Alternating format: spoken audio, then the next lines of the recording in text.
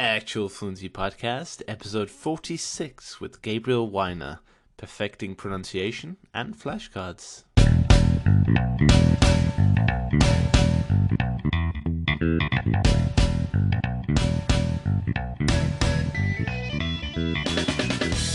Alright everyone, welcome back to another episode of the Actual Fluency Podcast. I'm as always Chris Broholm, and thank you so much for listening today. Today I'm very excited to be talking to Gabriel Wyner. Gabriel released his book Fluent Forever last year, and it's been incredibly well received, and actually ever since I learned of the book, I've been trying to get Gabriel to come on the show, so it was fantastic that everything sort of worked out and he was able to stop by.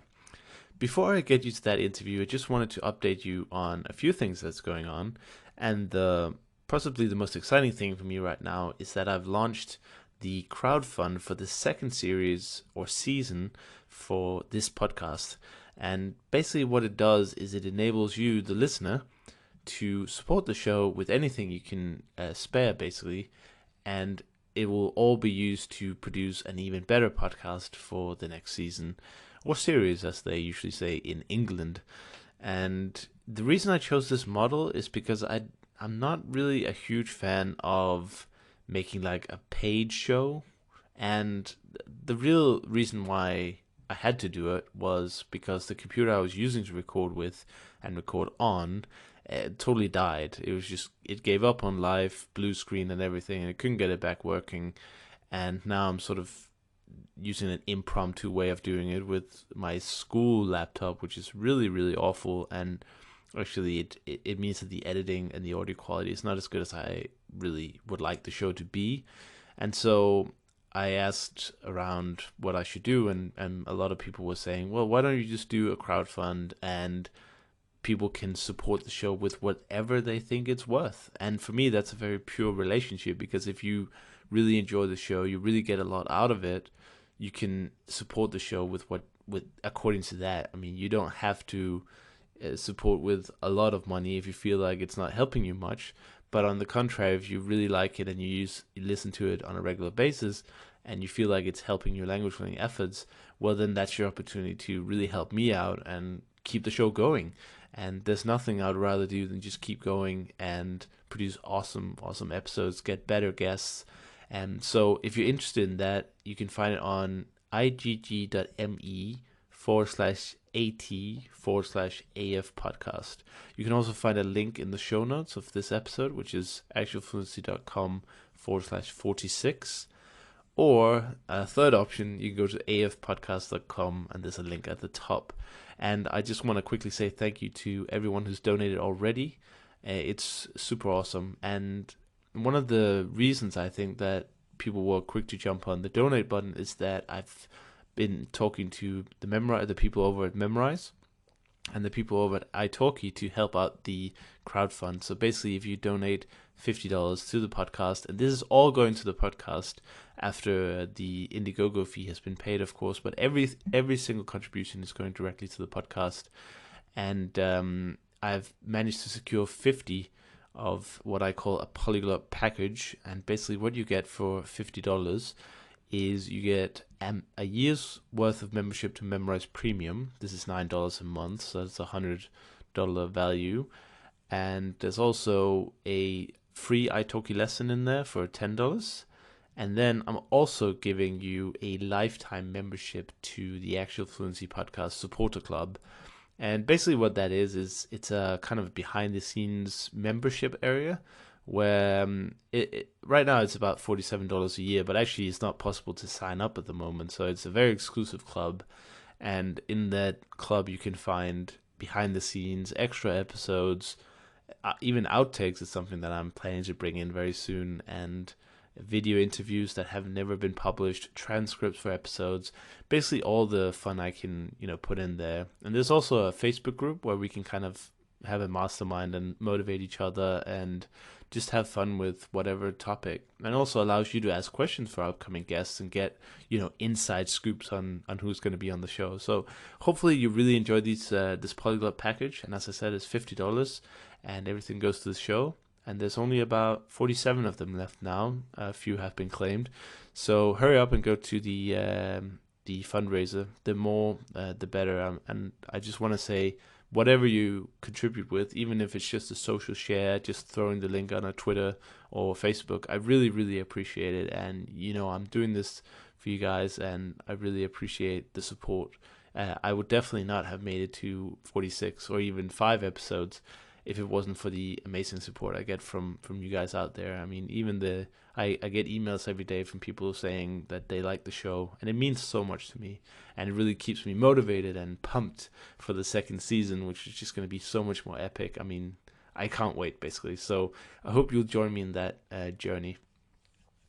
Another little small admin note is that on the 30th of January 2015, there's going to be a book event, and it's me and Kirsten from fluentlanguage.co.uk, and we're basically gathering language authors, people who have written language books, and Gabriel Wyner is actually also coming. So what that does for you as a sort of a reader is that you can get the books at highly discounted, and also you'll be given the chance to interact with all the authors. So there'll be like time slots where each author has the floor, so to speak, and he or she will answer any questions you might have. So to join that, just go to languagebookclub.com, and all the information is going to be there, and you can bookmark that for the day. We hope you join the event, and we'll see you there. It's going to be quite cool. It's the first one, and we're excited to see how it's going to go, and hopefully have more in the future. So with all that said and done, I hope you'll enjoy my interview with Gabriel Wyner.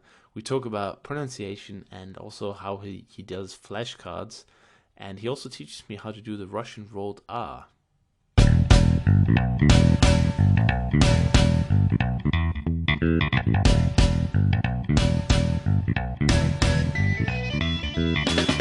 All right, on the show today, I'm joined by Gabriel Wyner, who's an opera singer turned polyglot, and he's the author of Fluent Forever, which is a comprehensive guide on how to learn and never forget foreign languages. Gabriel, how are you doing today? I'm doing well. How about you? Fantastic. And thank you so much for coming on the show. My pleasure. All right, let's start with the beginning. Okay. How did you get into language learning, specifically foreign language learning? Well, sort of through a long, circuitous route. My first encounter with language stuff was in elementary school, and then in high school, I took Hebrew in elementary school and Russian in high school and got nothing. I got the pronunciation of the languages down, which is interesting, I guess, given our topic of the day. But aside from that, I remember when I resumed Russian in 2012, I assumed that those 5 years in high school would do something, that I would remember something.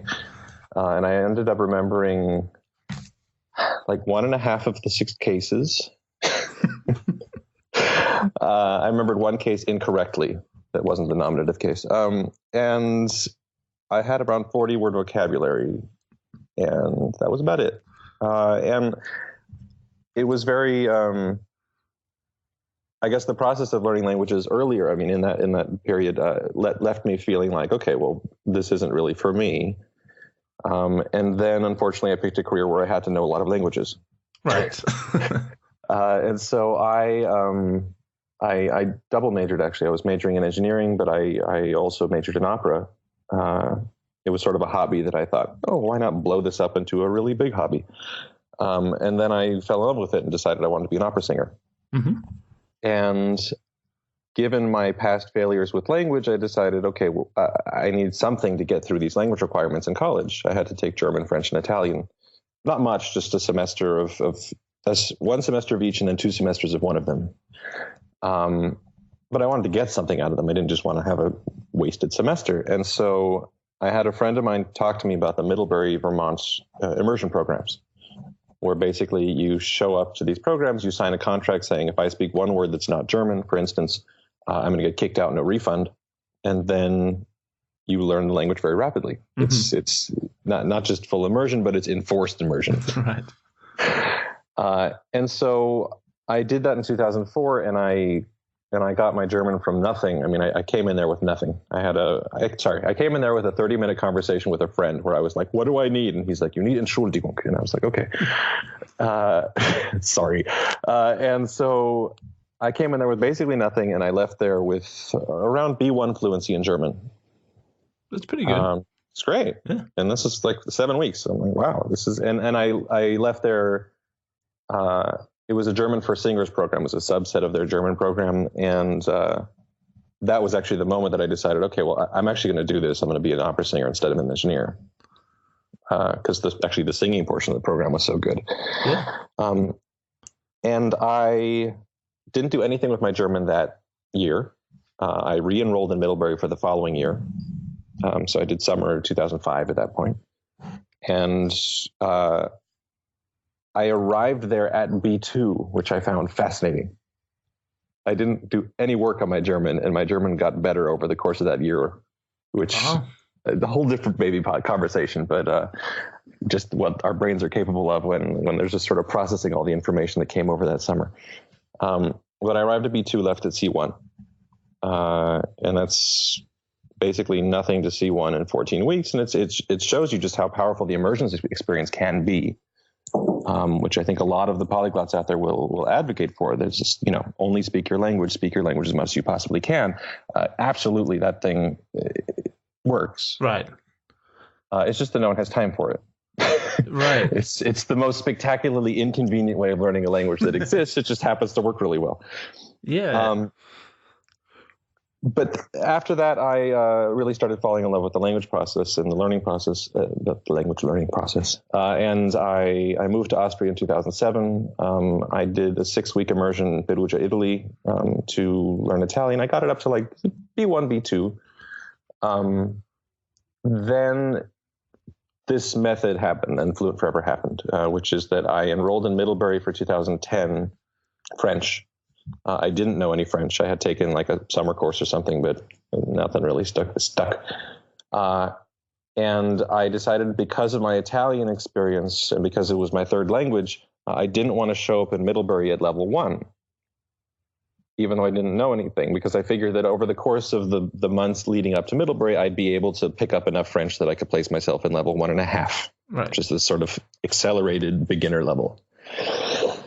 And so I cheated on the placement test. They have an online placement test, and I used Google Translate and stuff, and I cheated on this test because I just wanted a little bit further. I just wanted a little bit faster than the beginner level. And I wrote like this essay using Google Translate, which I'm sure was terrible. But I got the results back in, I think, late February or March, and they said, "Congratulations, you did well. You're placing in the intermediate level." Wow.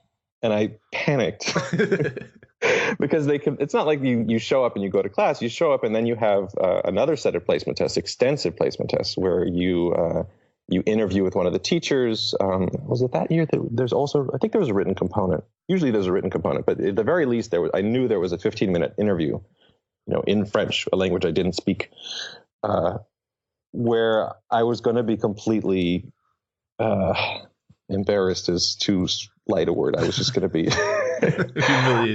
humiliated. There's the word. Thank you. And so I had 3 months to try not to be as humiliated as I knew I was going to be. And I was doing 2 master's programs at the time in Vienna. They separate their masters. They have like an opera master's and a singing master's and a song master's. At that point, I was doing 2 of them.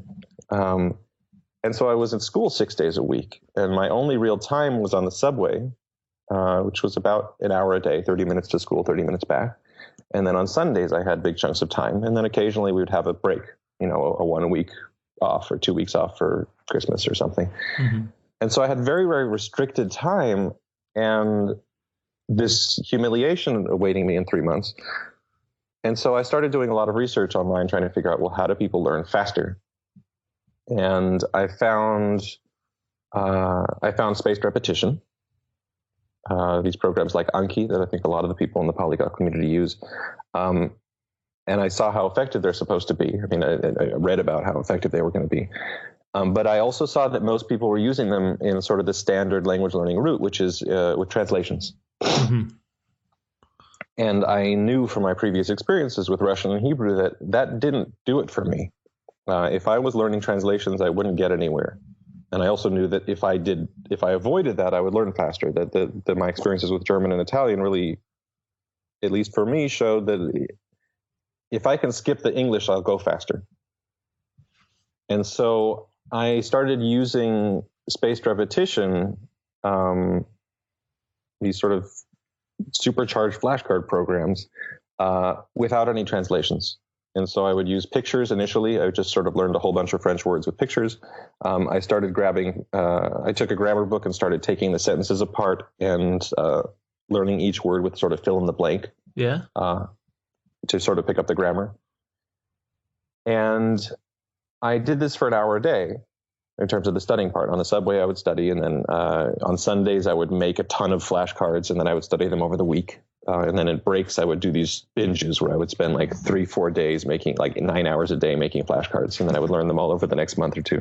Month, I guess. It was pretty compressed.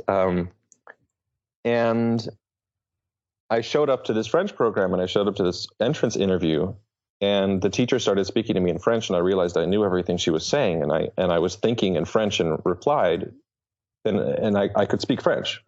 Wow. And it was the first time I spoke French in my life was at this interview. And I realized that I could actually speak it. And it wasn't good. I mean, it was halting. It wasn't like, poof, perfect fluency. Like, no. But I didn't need to think in English because all of my French was memorized and learned. Like the grammar was learned in French. The vocabulary was learned in the context of other French words. Eventually, I was using a monolingual dictionary. And so my French words were defined in French. And so I could think in French. And so we had this conversation. And she's like, oh, well, you aren't supposed to be in the intermediate level. We're going to put you in the advanced level.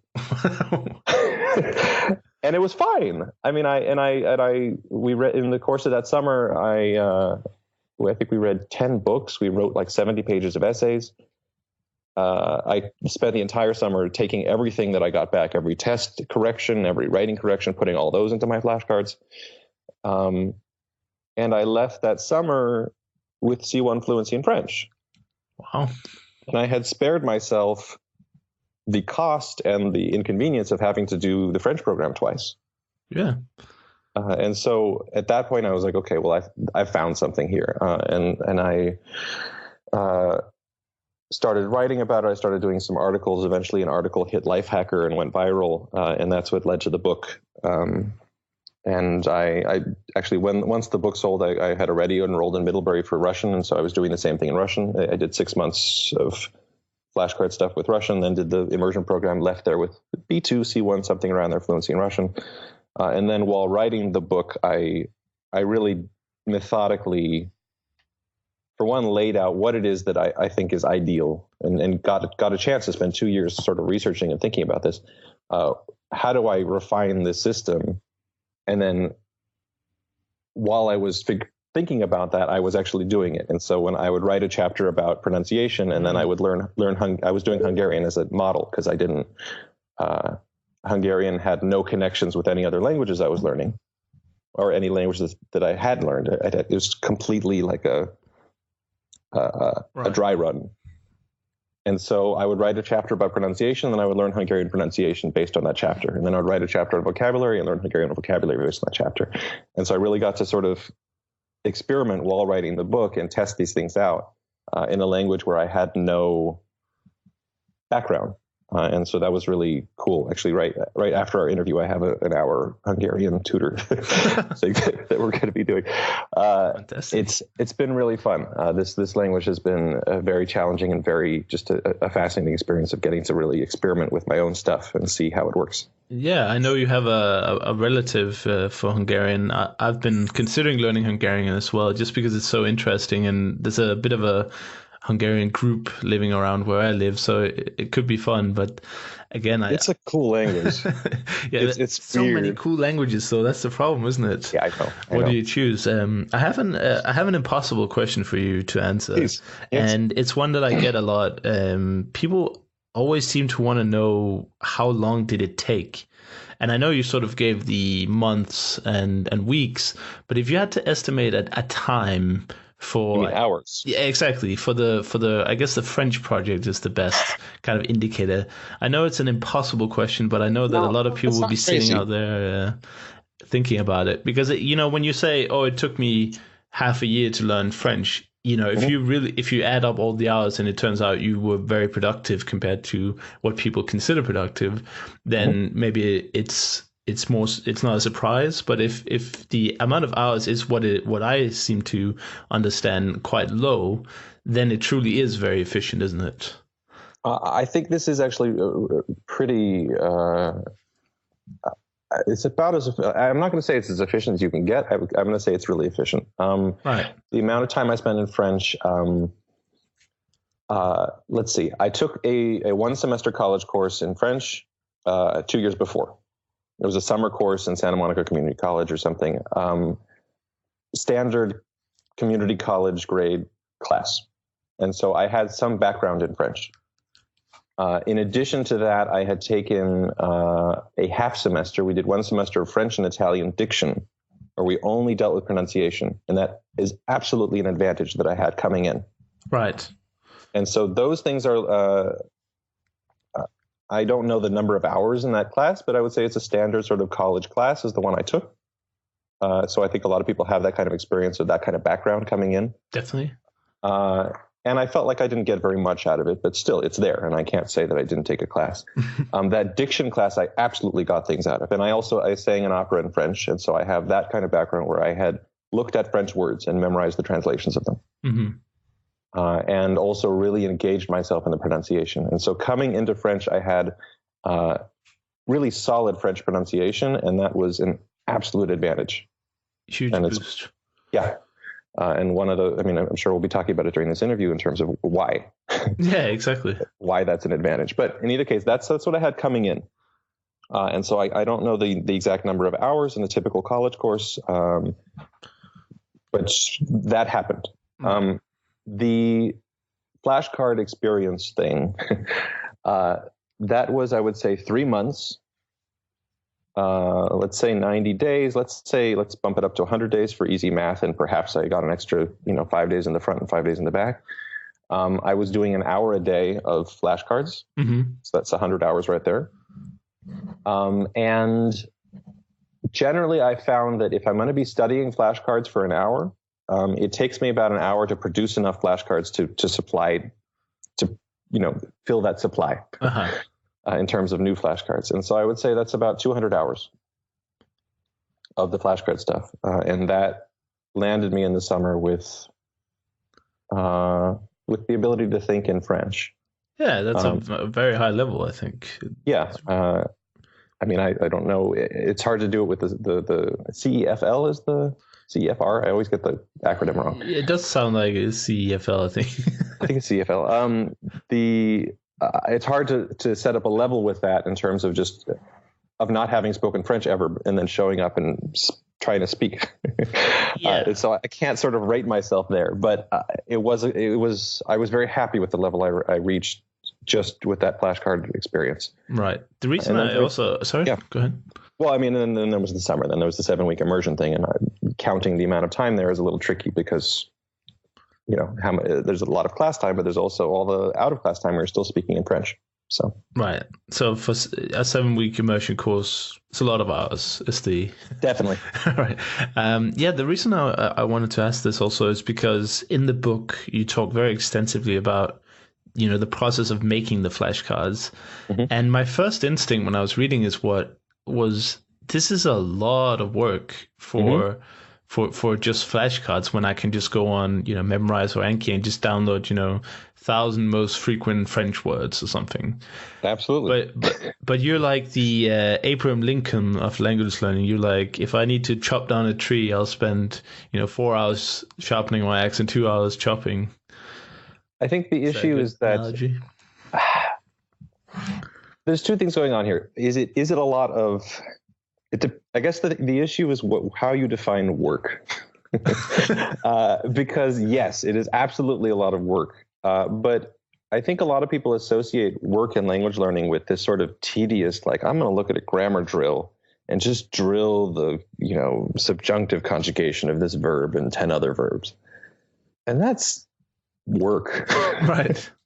And that's horrible. I mean, it's stuff that I think there are a few people out there who really, who are just fascinated by grammar and how these systems, just how these systems work, and sort of pattern matching and all this stuff. And so for them, it's interesting, and they can stick with it, and have fun with it. And for one, because they're having fun with it, they can stick with it. And two, because they're having fun with it, it actually improves their ability to remember it.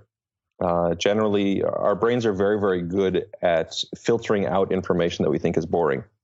Right. And so at the moment that you're not enjoying what you're doing, that's the point where you won't get anywhere, or at least the going will get very, very tough. Right. And so with this flashcard creation thing, for instance, I've put most of my personal flashcard decks, the sort of the products of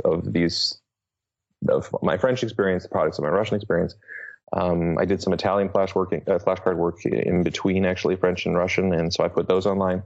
I have thousands and thousands of flashcards online for free, and I put them up on my website for free, and I have this disclaimer, because people kept sending me emails, hey, can I have your flashcards? Hey, can I have your flashcards? And I put them up saying, yes, you can have my flashcards, but you have to read this disclaimer first. And the disclaimer says, you will not succeed at learning a language if you use my flashcards. Prove me wrong, I dare you. Right.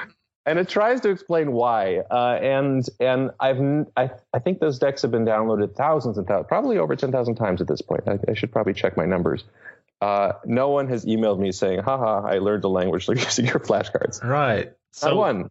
So what you're saying is, and I think this is a bit of a surprise, but I have been talking to other people who advocate doing their own flashcards. They would just do their own translation as well, so there'd be a kind of another step. But I think most people don't realize the value of doing the flashcards yourself as a sort of a mental exercise, and thereby creating extra memory anchor points to the sort of the language. It's not just that, actually. It's absolutely that, but it's more. Flashcards are a very, very powerful memorization tool for reminding you about an experience. Now, in my case, for instance, I talk about the flashcard creation, as you said, I talk about this creation process a lot in the book. The goal is to make that creation process as multisensory and interesting and fun as possible. And so in my case, for instance, I will try to look at, let's say I'm learning the word kutya in Hungarian, which is the word for dog. Option one is I can go to memorize. I can find a Hungarian flashcard deck, and it will say kutya is the word for dog, the end, poof. In my case, I'm going to search Google Images in Hungarian for kutya, and I will find that Hungarian dogs look different from American dogs. Mm-hmm. Hungarians have they blog about dogs in different ways, and so they choose different pictures. And you will search for this simple word. And this is like the simplest case. This is just a word where it should be the same. Translation should do just fine. But I will find that Hungarians think differently about dogs than Americans, and so I see that in front of me on Google Images. I'll also see a bunch of translated example sentences where I can say, okay, Hungarians talk about dogs differently. They're using different. They're not, saying, oh, it's a dog's life, or like a dog's your man's best friend. Like it's different. And so I see all of this stuff, and I pick some picture for dog. For kutya, that is different from dog. And then also one of the parts of this process is I'm going to come up with some sort of personal connection with kutya. Like, oh, well, who's my favorite? Who's the kutya that I would really think about when I want to think kutya, and I think, oh, Belle, like that was my childhood dog. It was awesome. And so I put that on my flashcard, and I put all these pieces onto these flashcards. And this is the simplest case. In other cases, I'd be choosing example sentences, or I'd be writing about things and putting those on my flashcards. And so 5 days later, I look at a flashcard and it says kutya, and it brings back this rush of memories, not just of the image on the back of that flashcard, but of the 20 or 30 images I looked for, of these example sentences I saw, of me thinking about, well, should I choose Belle, or should I choose Ariel, or should I choose Muffy for my kutya? All of these choices. And so for me, that card brings back that memory and reinforces that memory, which is 100, 1,000 different connections in my head. And I give that flashcard to someone else, and it says kutya, and they turn the flashcard over and they see a picture of a dog, and they're like, okay, I'm learning something. Right. Yes, you're learning something, but you are not learning anything near what I'm learning from my flashcards. And you would learn the same thing from your flashcards if you made them. And Right. so that this is the creative process. It's that flashcards are not actually that good for learning things. They're good for remembering things that you have already learned. Right. And so for me, the creative process is the part where I learn the language, and the review process, that's where I ingrain what I've learned. But the creation process is actually where all the learning happens. And so to skip that is to be reminding yourself about nothing. You're reminding yourself about a bunch of memories that you've not actually formed yet. Yeah. So that's where I sort of, why I push the creative thing so strongly, is because I think it's not just helpful, I think it's necessary. Yeah, I've definitely been noticing that for some flashcards I've been using on for Memrise, for instance, there are mems available, sort of mnemonics to help you remember.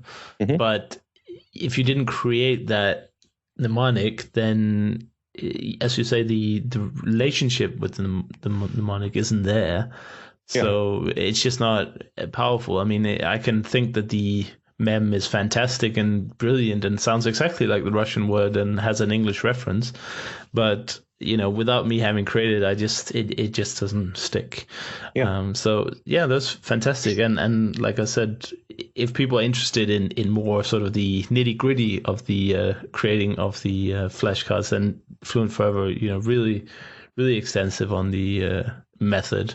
I think that's a good job, because otherwise people will probably email you 200 million times a day, if they don't already, of course. they do, but yes. But yeah, what I really wanted to talk to you about today was pronunciation, because it's kind of trending right now, I feel like, and also because of your background as an opera singer. And my ignorance is actually showing in that I thought that opera singers didn't actually learn the words. I thought that opera singers simply mimicked and sort of repeated without realizing what they were saying. They do both. It depends. Oh, that's possible too. Yeah. Oh, okay. I think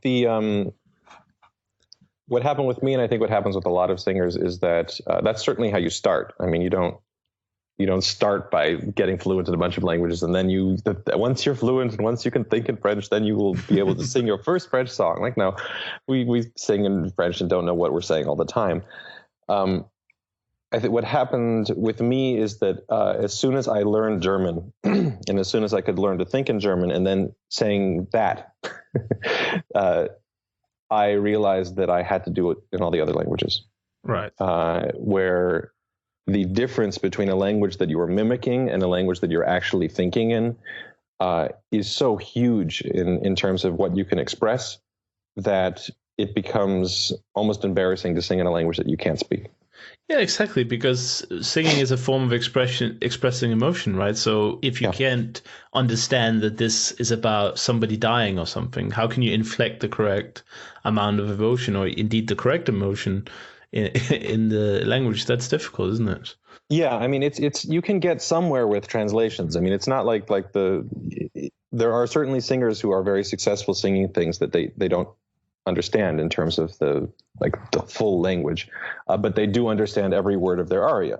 They've memorized the translation very, very well. That will get you somewhere, but it's an entirely different level than actually thinking in that language. Right. And so that's where you start realizing, that's where you start specializing. Honestly, it's not that most opera singers are fluent in 4 or 5 languages. It's that most opera singers are fluent in 1 or 2 of the singing languages and don't sing that much in other languages because they've sort of specialized. Yeah, that's a good thing, I suppose, if you want to get the top paying jobs of sort of Italian or a Russian opera, if that's your go-to. Yeah. But what sort of do you have any tips that you might have received when you started doing opera, and particularly working on the diction and the pronunciation, that can be instantly applied for normal language learners who can't sing a tone to save their life? Yes. A few things, a lot of things. Directly from singing, I would say the one thing that came directly from singing, most of the other stuff that I do came from sort of my background in singing, and then looking at the research and saying, okay, well, how can we connect all these things? But directly from singing comes this thing called back chaining, which is just a fun trick. if you're going to try saying a word like vzdragnуть in Russian, which I believe was like to flinch, which is a good word for that. It has a lot of sounds that you can say. There's a v, there's a z, there's a d. Some people will have a problem with the r, the rolled r. Right. But usually those first consonants are fine. There's a o, which is usually fine for most people. There's a g, which is fine for most people. There's a n, it's fine. U is fine. If we just stick with the first person conjugation, vzdragnu, then usually all of the sounds in that word, except for maybe that rolled r, are fine for most people. It's that when you stick them together, they're impossible. Right. Getting 4 consonants in a row is very, very hard. And so the trick with opera is that you do it backwards. I mean, it's not like I would say it's somewhat widespread in the community, is that when a student has a problem saying a word, getting all the sounds to go in one place, they will build the word up from the end. And so you'll start with nu, because nu is not that hard to say. And then you can say, okay, nu, what about the g? Gnu, gnu. Okay, o, ognu, ognu. R, rognu, rognu. D, drognu, drognu. Zdrognu, zdrognu. Zdrognu. Okay, and then I'm going to add the V in the beginning. Vzdrognu. And I've played around with this in Austrian classrooms. I was teaching high school. Was an assistant teacher. Sometimes I would get to take over the whole class, and they were learning all sorts of subjects where one of their classes a week was going to be taught in English. So they would have math 3 times a week, and one time a week that math class would be taught entirely in English, or biology, everything. Very cool program. Yeah. And I remember in math class going to teach this stuff and asking kids, okay, well, what's the answer here? They'd be learning fractions or something, and they'd get to the word like, oh, that's 7/12. Right. It's an annoying combination, and Danes have a problem with it as well. Yeah, it's brutal. And so I would try this, and the whole class would just sort of giggle, and they'd be like, we can't say this. I think they'd say like 12ths. And so we would start building it up from the end, and I would be like, okay, everyone say together. These are probably 12-year-old kids. And I'm like, all right, can everyone say s? And they're like, yes. S. Okay. And then I'm like, okay, can you say f? And they're like, yes. And I'm like, okay, can you go f? And they're like, yes. And we'd start building up this word, and eventually you'd have a chorus of 30 kids all going 12ths. Right. And it takes 2 minutes, and at that point it's in their mouths. And the reason this thing works is that you're training muscle memory. You're taking things that you can do with your tongue, and you're teaching your body how to go from one to the next one. And because you're starting at the end, you're getting better and better at reaching your goal of reaching the end of that word. Right. And so it ends up allowing you to do really kind of crazy things with your tongue. In really short order. So that would be, I guess, the sort of tip coming directly from opera. How do you, just to talk about the rolled R, because as a Russian student of approximately 7 or 8 months, I still can't do it. And I know that a lot of people have the same problem. So what do I do? Learning sounds is a matter of 2 different things. One is ear training, and the other is mouth training. And they are completely separate goals that are both necessary. If you can't hear a sound, you will not be able to produce it because you can't give yourself the feedback. This happens most often with things like vowels, although there are going to be some consonants that are really hard to hear in terms of what's going on with the sound. Hungarian started with this. They have 2 sounds. One is chuk and the other one is tuk, which sounded completely identical to me in the beginning. And so the first goal is, can you hear this sound? And that probably we should get into, but we can get into that in a second, in terms of how to train your ears to hear something. But if you can't hear it, you're screwed because you don't have the feedback. You can't say something and then hear what you're saying and think, oh, that wasn't quite right. I should move my, move my articulators in a slightly different way because I'm not getting the sound I want. I can definitely hear it. Every time I say a Russian word with an I in it, I feel like a bit of an idiot because I can feel how bad it is. And that's the stage that you want to be in. Okay, that's good. Yeah, you're in a good state. Yeah. And so with the R in particular, that's one that most people actually can hear pretty quickly, where hearing is actually less of an issue than in most other sounds, with things like vowels, where you're like, is that an U? Is that an ooh? I can't tell. But with R, yeah, you can usually hear it and you can feel like, okay, I feel like an idiot, which is certainly my case with the German uvular R. That was the killed me. Right. The best, then it becomes trying to find some sort of tip. Well, that's actually two things. First, it becomes trying to figure out physically what is supposed to happen in my mouth.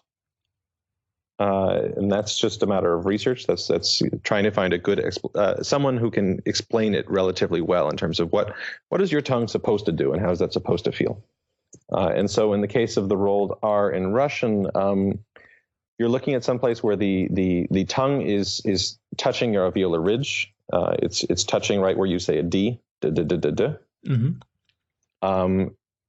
And it's a rolled consonant, which means that your tongue needs to be loose enough that when you blow air past it, the tongue bounces up and down against that ridge. Right. And so knowing that information is sort of a little bit of a help, but usually not enough, because usually you can't just say, okay, go, move your tongue a quarter inch to the left and say, and like poof, you produce a new consonant. But it does help. I mean, really being able to picture it in your mouth does tend to help you get there eventually.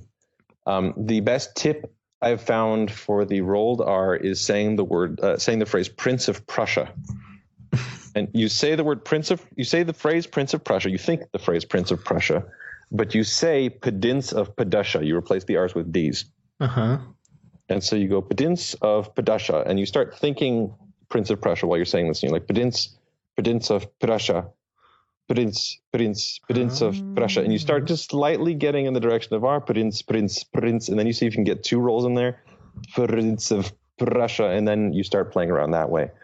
But it takes time. You have to sort of teach your tongue to do this, and it just takes time. Right. I had a friend, I think, German-American friend, born in Germany, raised by American parents, beautifully, perfectly bilingual in German and English, but couldn't get the he couldn't get the uvular R in German, the back one, the rolled R, even though they were his native languages. And so he spent a summer working in a church vacuuming. And the entire time he was vacuuming, he was just going. And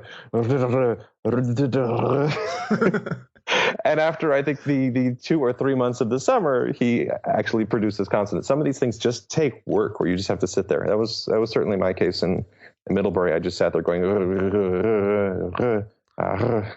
And it's the same thing with the Russian R. You just, in some cases, you just need to sort of work at it.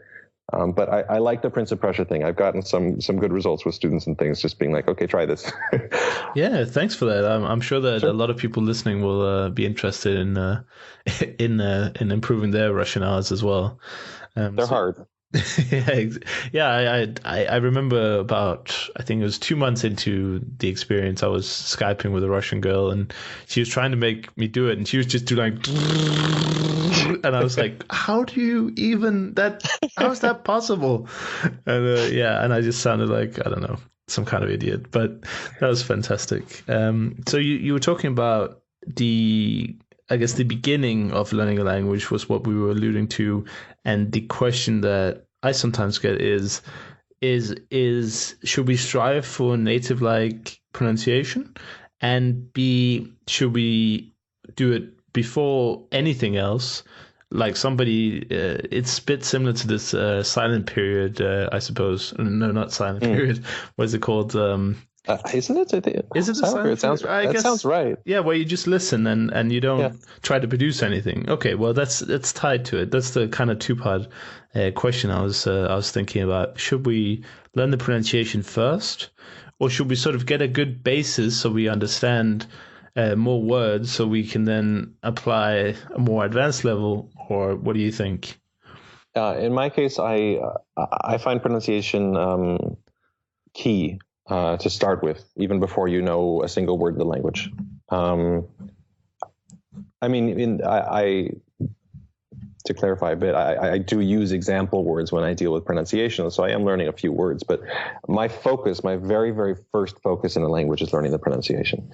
And I do that for a couple of reasons. One, that I think the approach of trying to learn a language and then sort of fix your pronunciation can't work. Right. Because you've spent hundreds of hours saying words incorrectly. And your tongue is completely used to saying badly pronounced words at this stage. And then you expect yourself to magically unlearn hundreds and hundreds of hours of practice by, now thinking about, okay, well, how's my tongue working? Right. That's not how we learn. I mean, if you are practicing, if you're trying to learn a sport like tennis and you have horrible form, the idea of let's just sort of work on like keep your horrible form, just run faster and see if you can kind of make it work. And we're going to keep doing that for a few years. And then once you can kind of not fail at tennis, now let's start correcting your form. And it's not fair to you. It's like, right. Your arm is going to be completely not just used to, but like it can only do these badly formed swings. And now you're telling yourself, okay, well, now I'm going to fix that. And the idea of trying to do that with your tongue seems kind of crazy. Right. I guess some people just think, well, I just want to be understood. I don't need perfection. I don't think advanced level anyway. I don't think perfection is I don't think perfection is necessary. I think it behooves you to strive for it, because and not just from a do people understand me or not standpoint, but from an efficiency standpoint. If I am, for instance, the Hungarian word for camera is fényképezőgép. Wow. It consists of a ton of sounds that certainly in the beginning of me learning Hungarian, I didn't know any of those sounds. I couldn't hear any of those sounds. Like physically in my brain, they are not computing. Right. And so in your case, for instance, not having Hungarian experience, you've already forgotten that word. Yeah, definitely. And so how are you supposed to remember the language if you can't even hear the sounds of the language? You don't have anything to hold on to. If you have a Japanese native speaker who's trying to learn English and you give him a word like lake, and you say, okay, well, here's a lake and here's a rake, and you should learn these two words, they will not be able to remember those words very well because they can't hear the sounds. They can't hear that L and R contrast. And so what they're hearing is vagueness. And they're like, okay, I'm supposed to remember something like some sort of sound. K is a body of water, and something almost the same something is this gardening implement. Yeah. And they're not going to remember it. And so the very, very first thing for me is I need to have something to hold on to. I need to be able to listen to a word like fényképezőgép and think, oh, yeah, I know how to even spell that. I know what sounds those are. Yeah, that's Hungarian. I know those things. And then I can start attaching pictures and things to that. But if I can't hear those sounds, I'm screwed from the get-go. Right. And so that's my very first focus is if I'm not going to get native pronunciation, I at least need native hearing. And how much time would you take on the pronunciation, let's say for Hungarian? How long? Hungarian was an interesting case because I really got to test out the stuff that I had been researching. There is this wonderful body of research on Japanese speakers learning the difference between R and L, where they would test them. They would basically put them in a room, give them a computer program that says, okay, I'm going to say one of these words, lake or rake, or lock or rock, this kind of thing. And you have to press the L button or the R button on your keyboard so we can test you. Their initial accuracy is around 50 to 55%. They're guessing. Right. And then after doing these tests, their final accuracy after 3 hours of these tests done over 3 days, 1 hour each day for 3 days, their final accuracy after all this practice, 3 hours of practice, is 50 to 55%. Just practice does nothing, which is terrifying. Yeah. From a language learner standpoint. And then they added in the ingredient of immediate feedback, where every time they press the L or R button on the keyboard, it would, make a big green check mark or a big red X saying that they got it right or wrong. Yeah. 3 sessions of this, again, their accuracy at the end of this is 80% permanently. Wow. And so that's fast. And so with Hungarian, what I did is the beginning of my Hungarian textbook said, here are all the sounds that are going to cause you a lot of trouble, which is great. I mean, I was so happy to see this in the beginning. And they gave me word pairs. They gave me the exact sort of lock, rock word pairs to find a Hungarian. Here's chuk, here's juk, here's odd, here's odd. Here's kor. And I was like, all right, this is great. This is exactly what I want. And so I had a Hungarian speaker. I got them off of Rhinospike, the free recording website, to record all of these sounds. I stuck them in flashcards where it would say one of the words at random. It would tell me which of the 2 words it could be. And I had to guess which word it was. Yeah. 10 days later, I could hear all of the sounds in Hungarian. Fantastic. At 20 minutes a day. And does that count as you practicing reproducing them at the same time, or would that be the next step? Once I could hear them, I start basically as soon as my ear starts getting some sense of what's going on, then I'll start mimicking what I'm hearing. Right. And then generally every time I'm studying flashcards, I'm just always mumbling. It clears out subways. It's great. Yeah, if you're I like that studying out a flashcard, everyone goes away. Yeah, I like that too. It's funny. My roommate always walks by and he's like, "What are you doing?" "Oh, I'm just doing some Russian." Mumbling to myself. That's what I'm doing. Yeah, it's great. Well, that's fantastic. I think those are great tips, and also the systematizing of the learning of the pronunciation. As a bit of a grand title, but the fact that you're actually putting pronunciation audio into flashcards. I think most people, if they were tasked to learn the pronunciation of a language, I think they would just pick up, I don't know, first of all, the grammar book to see what sounds am I looking for. And then they would probably just randomly go on and watch some kind of, I don't know, native material of TV show or something and just listen for it. I don't know how they would do it anyway, but it seems like this very organized way of getting a speaker to record the minimal pairs. Or maybe not minimal pairs, but indeed. No, these are minimal pairs. Oh, they are. Okay. I thought so. And then based on that, work on it using the flashcards. I think that, and along with the other pronunciation tips you've provided today, are very, very helpful, and I'm sure people will use it very much. The last question, I guess, before we end today was: did you, with the pronunciation, it's the C1 to C2 discussion again, but only pronunciation. How do you go when you have a really great pronunciation and you think everything's good and fine, and then go to that ultimate native? Like, do you have to get a tutor for that section, or is there some kind of I was worried about that. No. I mean, honestly, at this, if you can get the ear training down in the beginning, pronunciation starts becoming. You get really, really good pronunciation very, very rapidly. I mean, I remember pulling out Hungarian with my mother, who listened to it all of her life, and she was like, "You sound like my parents." Wow. And I had never spoken with a Hungarian before. And so that my pronunciation in each of these languages, if using this sort of ear training thing, is really very good. I won't say that I'm native in Hungarian, for instance, but is good. But you're asking for this final polish level. What you need are contrasts, and you start basically getting the goal of a tutor. You generally do need a tutor who has good ears, but what you need is for them to say what you are saying. So if you're teaching someone English, for instance, and they go, cat, and you're like, no, it's cat. Just for them to just say, no, it's cat, is not actually as helpful as for them to say, you are saying cat, and I want cat.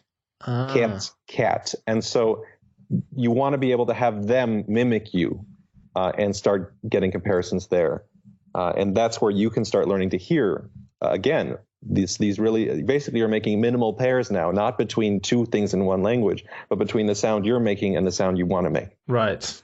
And if you can start to learn to hear those distinctions, I can start testing you. Which one? Am I saying your incorrect one or the correct one? Can't. And they're like, I think that's the right one. You're like, no. And you start having that feedback. That's where you can start pushing a good accent to an excellent accent. Right. Well, that's fantastic. And, I had some questions for you from the Facebook community. I asked people on Facebook, told you were coming on, and I had some questions. But we've had so much good stuff that there's not enough time for it. But I wanted to ask you if you wanted to... if you wanted to spend, 5 minutes just going by the discussion, I'll send you the link and just sure, send me the link. Yeah, throw in a few replies there and to people's questions. That would be great.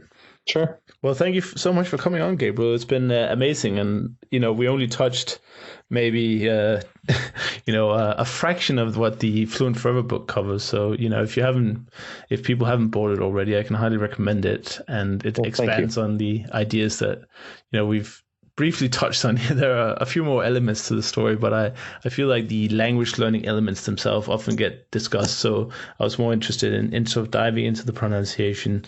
And we also had a little talk about flashcards, which is always nice. But apart from the book on Kindle, where can people go and check you out? I guess probably the simplest place would be my website, fluent-forever.com. Mm-hmm. I am somewhat active-ish on Twitter. I mean, in terms of actually being able to get a hold of me, Twitter's pretty good, at @fluent_forever. But basically, just if you Google Fluent Forever, you'll find a bunch of stuff. You'll find the Amazon page, the everything, and that's probably the way to do it. Perfect. And I'll also put the links you just mentioned in the show notes. People can find that on actualfluency.com/46. So that's it. Have a great Hungarian lesson, and I'll see you later in the month. Thank you. All right. All right. Bye.